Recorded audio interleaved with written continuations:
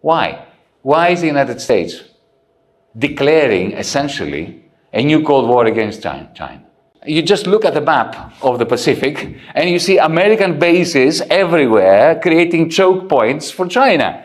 China has absolutely no interest in building military bases on the US-Mexican border, in taking, naval power and projecting it to San Diego or Los Angeles or San Francisco. China doesn't want that. China wants to trade. So it's not that China is getting bigger. It is not that China is spying. It is not Taiwan.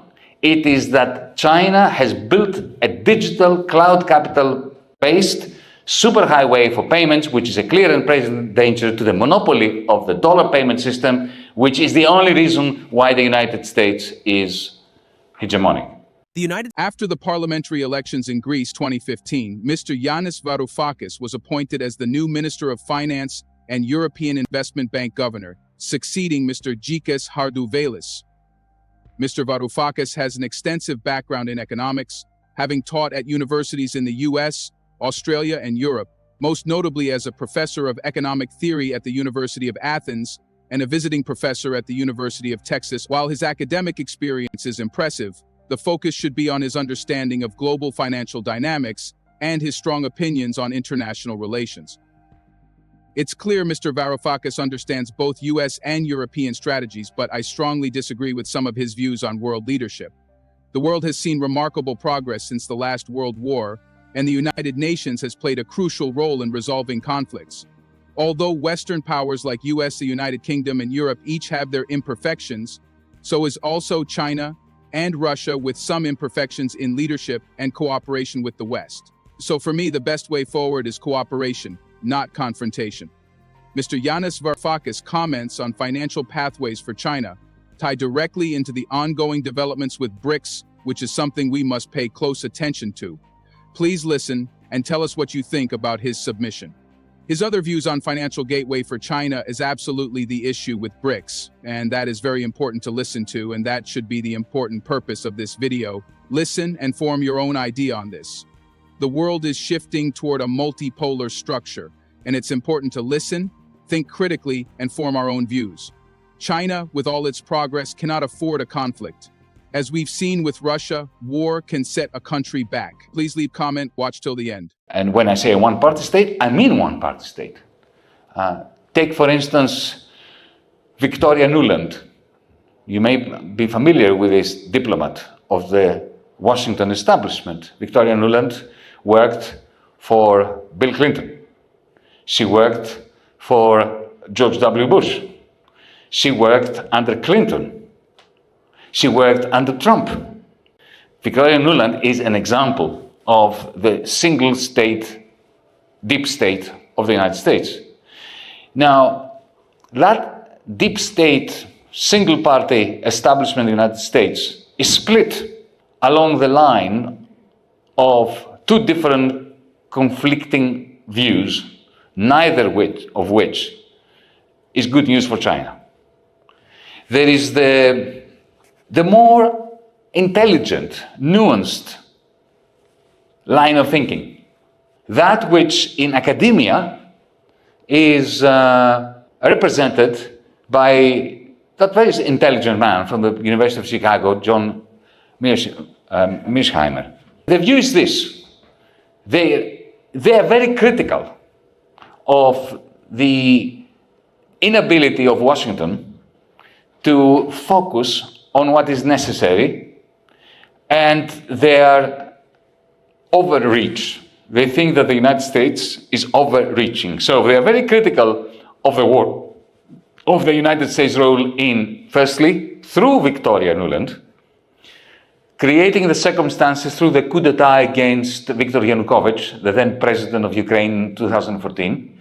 They created the coup d'etat in order ethnically to cleanse Russian speakers from the eastern side of Ukraine, in order to provoke Putin into the first stage of war in 2014 against Ukraine, so as to push for NATO expansion in Scandinavia and, of course, Georgia and Ukraine. And So this pragmatic viewpoint simply says that we shouldn't be doing this, because that way we are pushing Russia into the arms of China. And the whole point of the Nixon administration was to split the Soviet Union from China and therefore win the Cold War. So they are critical of the support of Ukraine and of Israel, because they think that this simply disorients the United States policy. It creates alliances amongst Americans' enemies, like alliances between Russia and China, Iran and Russia, and so on. And that this is silly politics because the enemy is China. And China needs to be contained. And if you ask them, why does China need to be contained? China doesn't have a history of imperialism. China has absolutely no interest in building military bases on the US-Mexican border, in taking, naval power and projecting it to San Diego or Los Angeles or San Francisco. China doesn't want that. China wants to trade. You know what they say? Yes, we agree. But if we let China become a regional superpower in the Pacific area, in its own area, in its backyard, if we allow China, for instance, to become dominant in the South China Sea and in the Indian Ocean, then China in the future will start trying to do what we have done. And they will become an imperialistic force in the Western Hemisphere, which for them is the Americas. This is what they say. They understand that China is not imperialistic, but they fear that if they do not contain China through choke points, just north of Indonesia, the first array of islands, the second array of islands between China and the Philippines and so on, then China will emulate the United States, and therefore you better prevent that by choking China today. So that's one line of argument. The second line of argument is the opposite argument, that the United States must be a bully everywhere, all over the world, including in Europe, including the Ukraine, and that, for instance, I have been told that by somebody who was very high up in the Bush administration and who was very high up in the chain of command of NATO in Brussels, an American Republican. He said to me that we need to expand NATO against the interests of the Europeans.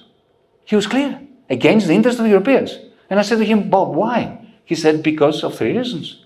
First, because we must be in Europe, the United States, to keep ourselves in. Number one reason he gave me. Number two, to keep the Germans down. Look at the price of electricity in Germany today as a result of the war in Ukraine.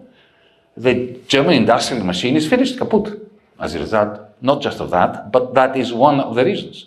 And thirdly, to keep the Russians out. So this is, if you were in the corridors of power in Washington, D.C., this is the discussion you would hear.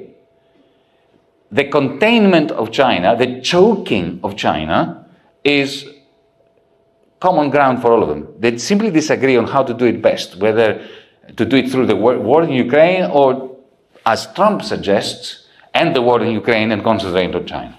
Well, this, so far, what I have presented to you is more or less common knowledge amongst anyone who's ever been in Washington, been in Brussels, spoken to these people, to the Cold Warriors, to the new Cold Warriors. This is common knowledge. But I think that story that I've given you so far is incomplete. Why did the Clinton administration and the Bush administration after that were so gung-ho about trading with China?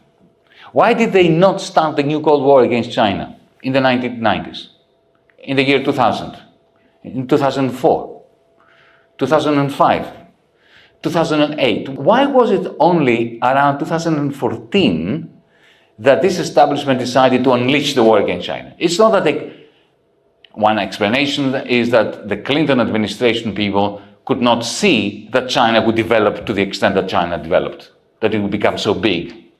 I don't believe that. I never believe explanations which presume the stupidity of the people involved.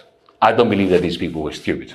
And I don't believe that they didn't see that by shifting half of American manufacturing to the west coast of China, to the east coast of China, that China would not grow and develop. They knew it, and they were celebrating it. I remember, for years hearing that, capitalism is fantastic because look at China.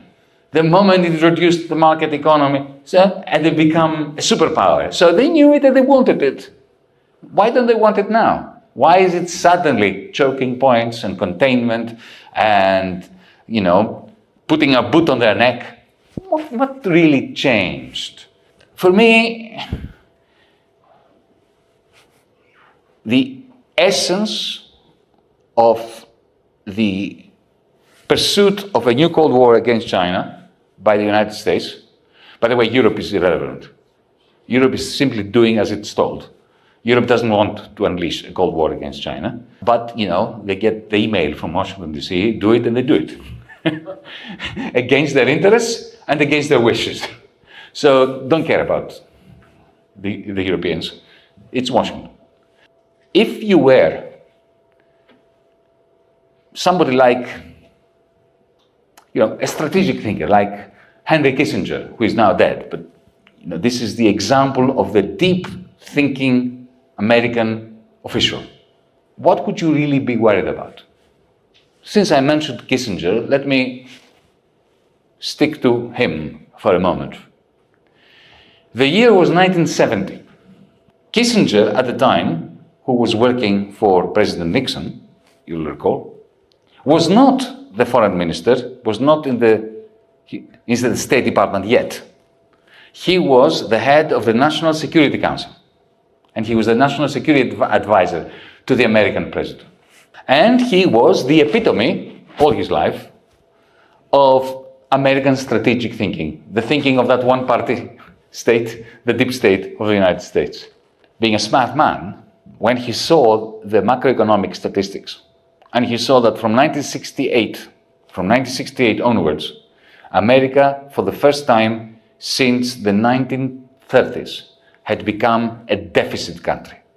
For the first time in its history, since it became a superpower or an important power in the mid-war period, and certainly since the 1950s, when it was the only superpower in terms of economic superpower, the United States slipped from being a surplus country, from having a surplus in its trade balance, to having a deficit.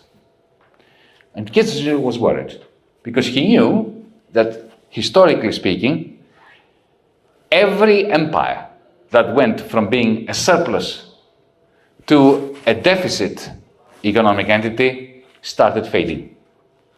So he got together his people at the National Security Council, and he asked them a simple question. What should we do in order to retain our hegemony, now that we are a deficit country? And he said to the people, go away and think about it, and I want from each one of you half a page of a note. Very interesting, right? Not 20 pages, half a page. Not a page, half a page.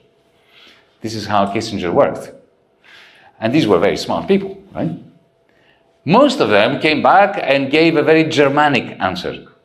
If we have a deficit, we must cut down our expenditure, we must increase interest rates and so on and so forth in order to reduce imports and bring about a balance between exports and imports to eliminate our trade deficit.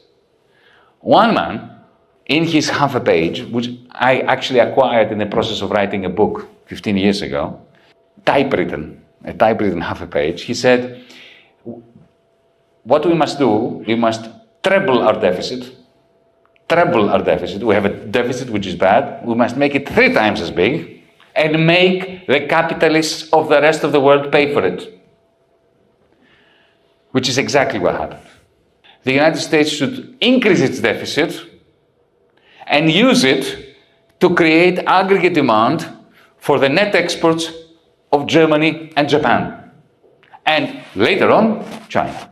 Because it is the trade deficit of the United States that sucks into the United States your aluminium, your electric vehicles, deficit dollars, like IOUs.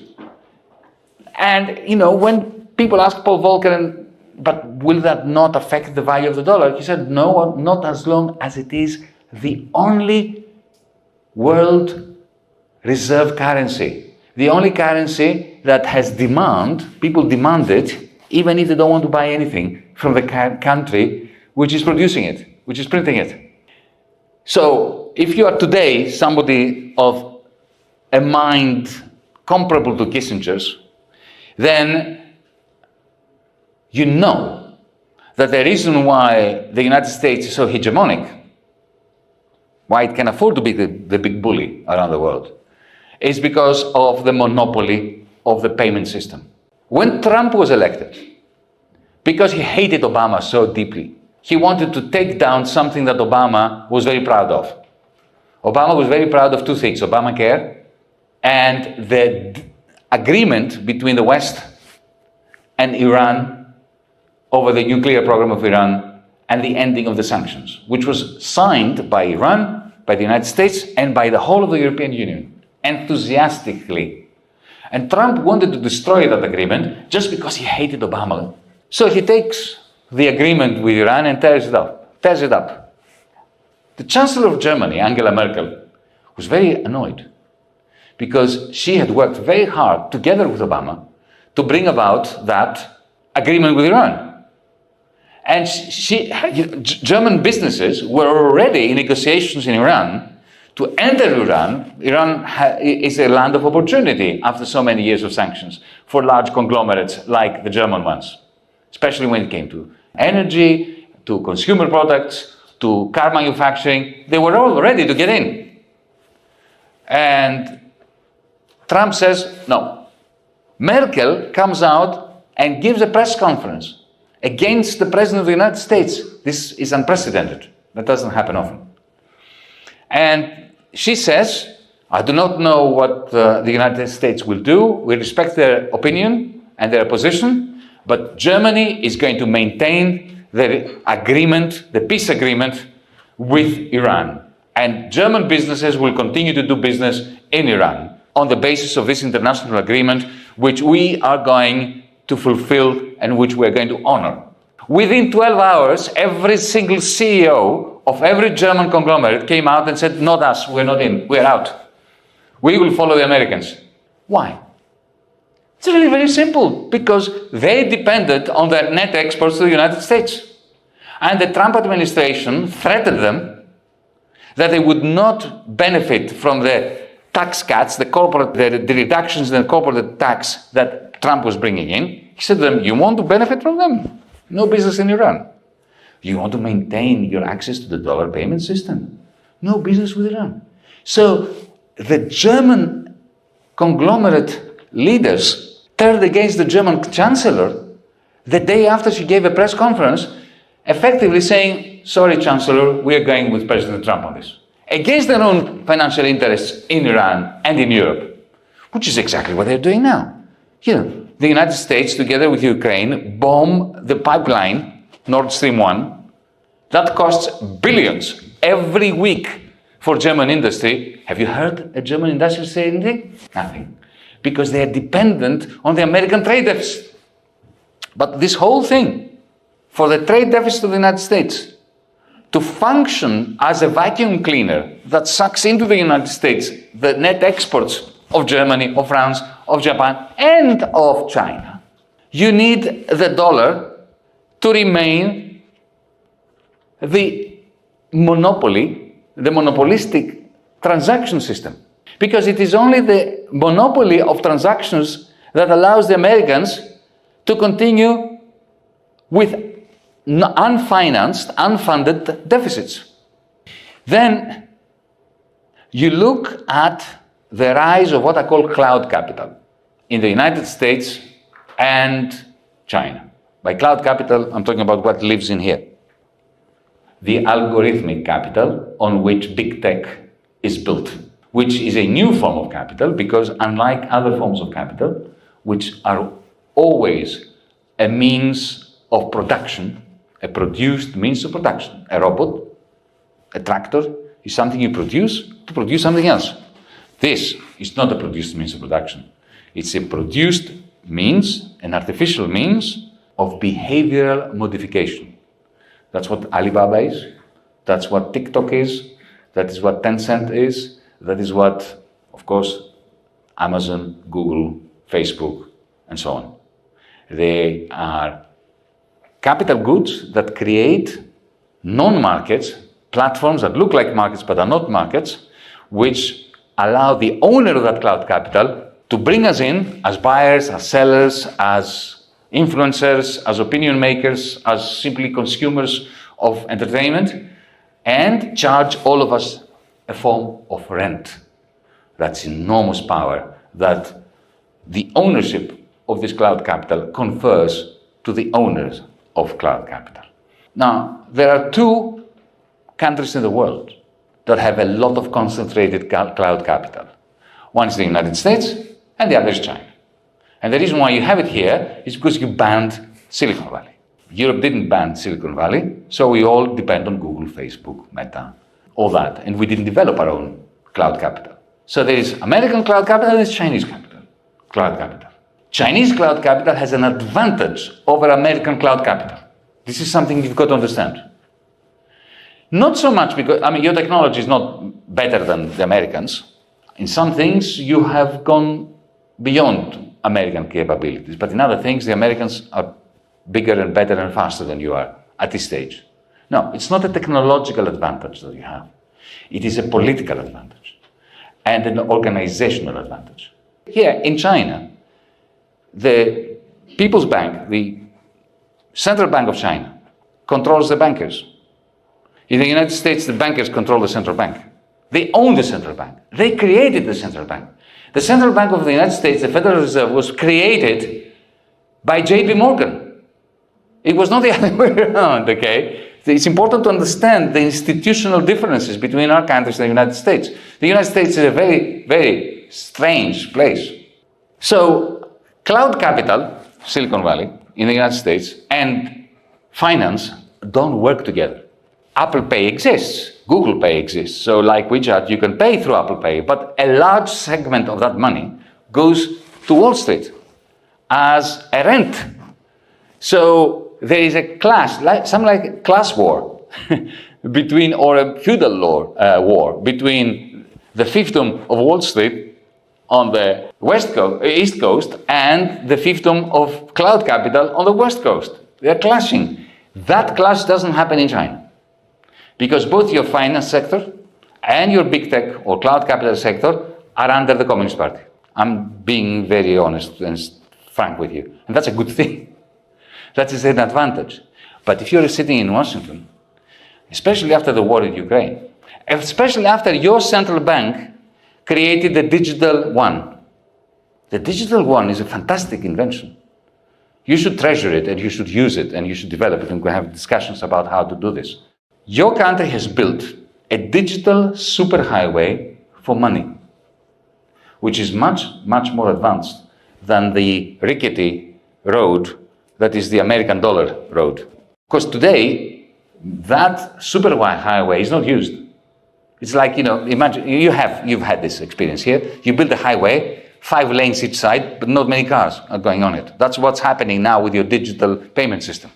And the American road, which is very old, full of potholes, 2 lanes, not 5, it's full of traffic because all the capitalist profits and trade is being financed through transactions on that old highway.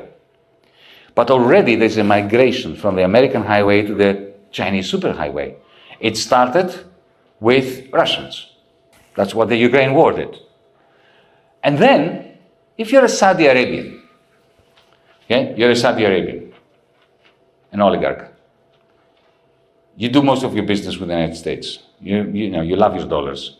But you're thinking, these people, the Americans, confiscated 400 billion of the Russians' money because they didn't like the Russians. For whatever reason. Maybe the Russians deserved it. Doesn't matter. I'm not making an ethical point here. Yeah? You think you're Saudi Arabian. I'm not a very good person myself. Maybe they will not like me tomorrow. Maybe I will do something to annoy them tomorrow. Maybe they will take part of my dough, right? So why don't I diversify?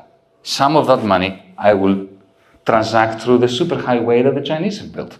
Why do you think Saudi Arabia is interested in joining the BRICS? That's the reason. There's no other reason. That is the reason. Now, go back to Washington. You're looking at that and you think, this superhighway that these Chinese have built is a clear and present danger to my hegemony. That's why they have the CHIPS Act, because they want to reduce your capacity to invest in this superhighway and make it attractive for everybody else. This is why they are creating circumstances of choking anyone outside the United States who wants to trade with China, because they don't want this superhighway. So it's not that China is getting bigger. It is not that China is spying. It is not Taiwan. It is that China has built a digital cloud capital-based superhighway for payments, which is a clear and present danger to the monopoly of the dollar payment system, which is the only reason why the United States is hegemonic.